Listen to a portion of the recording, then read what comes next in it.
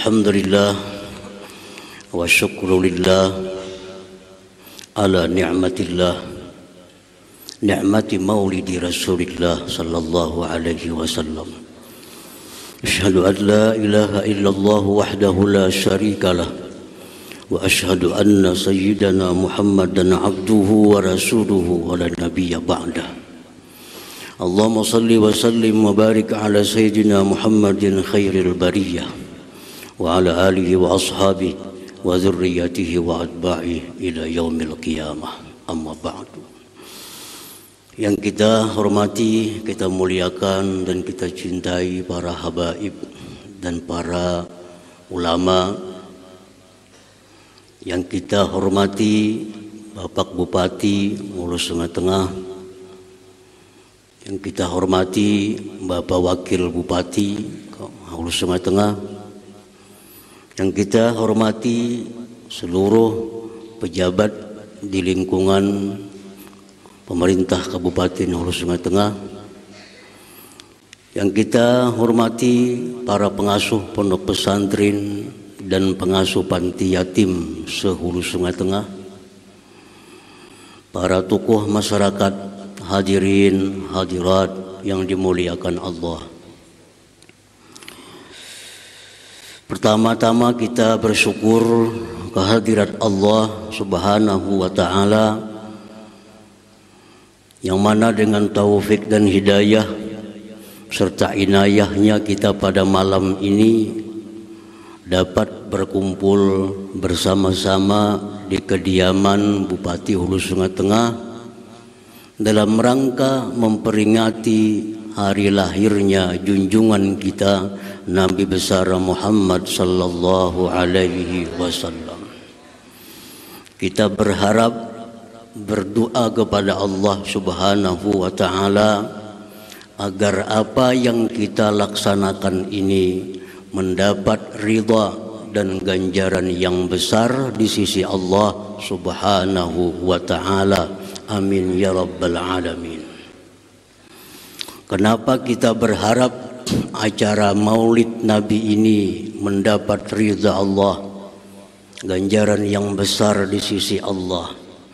Karena para ulama besar dunia seperti Al-Imam Ibnu Hajar Al-Asqalani dari kalangan ulama Syafi'iyah, Al-Imam Syekhul Islam Ibnu Taimiyah dari kalangan mazhab Hambali, Al-Imam Ibnu Abidin dari tokoh ulama mazhab Hanafi, dari Imam Muhammad Ibnul Hajj Al-Maliki, kalangan ulama Maliki, dan para tokoh ulama dunia lainnya mengatakan bahwa peringatan Maulid Nabi sallallahu alaihi wasallam yang dilakukan oleh kaum muslimin itu merupakan bid'atun mahmudah yurja li fa'ilihi thawabun azim li ta'zimihi bin Nabi sallallahu alaihi wasallam. Mereka itu berkata bahwa memperingati hari kelahiran Nabi sallallahu alaihi wasallam itu merupakan perkara yang baru, yang sejalan dengan sunnah Rasul, dan diharapkan orang yang memperbuatnya ganjaran yang besar di sisi Allah Subhanahu wa ta'ala karena membesarkannya dia, memuliakannya dia terhadap Rasulullah sallallahu alaihi wasallam. Kemudian salawat salam atas junjungan kita Nabi besar Muhammad sallallahu alaihi wasallam dan seluruh keluarga, para sahabat, zurriyat dan pengikut beliau ila yaumil qiyamah. Hadirin hadirat yang dimuliakan Allah. Rasulullah sallallahu alaihi wasallam bersabda dalam sebuah hadis, "Innama bu'itstu liutammima makarimal akhlaq." Rawahu jam'un minal muhadditsin. Artinya hanya saja aku diutus oleh Allah untuk menyempurnakan budi pekerti yang baik. Ini hadis menunjukkan bahwa di antara tugas-tugas yang dibebankan Allah kepada Rasulullah sallallahu alaihi wasallam memperbaiki akhlak, memperbaiki budi pekerti manusia. Seperti marah. Marah itu akhlak. Dan sejak manusia dilahirkan, pembawaannya ada akhlak yang namanya marah. Nah, Rasulullah sallallahu alaihi wasallam mengarahkan kepada kita untuk menjadikan marah ini terpuji. Marah ini menjadi suatu ibadah. Maka beliau mengarahkan kalau orang itu marah, maka hendaknya dia marah fillah, marah di jalan Allah Subhanahu wa ta'ala. Marah kalau dia melihat ada hukum Allah yang disia-siakan. Dia marah kalau ada ayat-ayat Allah yang dihinakan. Nah, jadi Nabi bukan berusaha menghilangkan marahnya, tapi mengarahkan kemana marah itu mesti ditujukannya. Seperti lagi contohnya syaja'ah, berani. Berani itu akhlak. Rasulullah mengarahkan kemana kita gunakan keberanian itu supaya menjadi keberanian yang terpuji. Nah, Rasulullah mengarahkan kepada pemberani-pemberani hendaknya berani menegakkan hukum Allah Subhanahu wa ta'ala. Berani menegakkan kebenaran di muka bumi ini. Jangan asal berani, tapi berani yang diridhai oleh Allah Subhanahu wa ta'ala. Takut itu akhlak. Rasulullah mengarahkan bagaimana takut itu yang terpuji. Takut kepada Allah Subhanahu wa ta'ala. Dia takut kepada Allah. Dia takut kepada azab Allah. Nah, ini takut menjadi akhlak yang terpuji, menjadi akhlak yang mulia, yang diridai Allah Subhanahu wa ta'ala. Hadirin hadirat yang dimuliakan Allah, itulah antara lain tugas Rasulullah sallallahu alaihi wasallam untuk membaguskan akhlak manusia ini. Syekh Ibn Utsaimin dalam kitab Makarimul Akhlak menyebutkan, innalil insan surataini, suratan zahirah yusammal khalaq, tusammal khalaq, wa suratan batinah tusamma khuluq. Setiap manusia itu ada mempunyai dua rupa. Ada rupa yang zahir, disebut khalaq, badan. Ada rupa yang batin, disebut khuluq, akhlak. Jadi setiap manusia ada mempunyai dua wajah. Wajah yang zahir namanya adalah khalaq atau badan, sedangkan wajah yang batin namanya adalah khuluq atau akhlak. Nah, Rasulullah sallallahu alaihi wasallam kana ahsanan nas khuluqan wa khalqa. Rasulullah orang yang paling baik khuluqa, budi pekertinya, dan orang yang paling baik khalqa, kejadian jasmaninya. Nah, hadirin hadirat yang dimuliakan Allah. Nah, karena manusia itu mempunyai dua rupa, maka manusia menjadi terbagi kepada empat.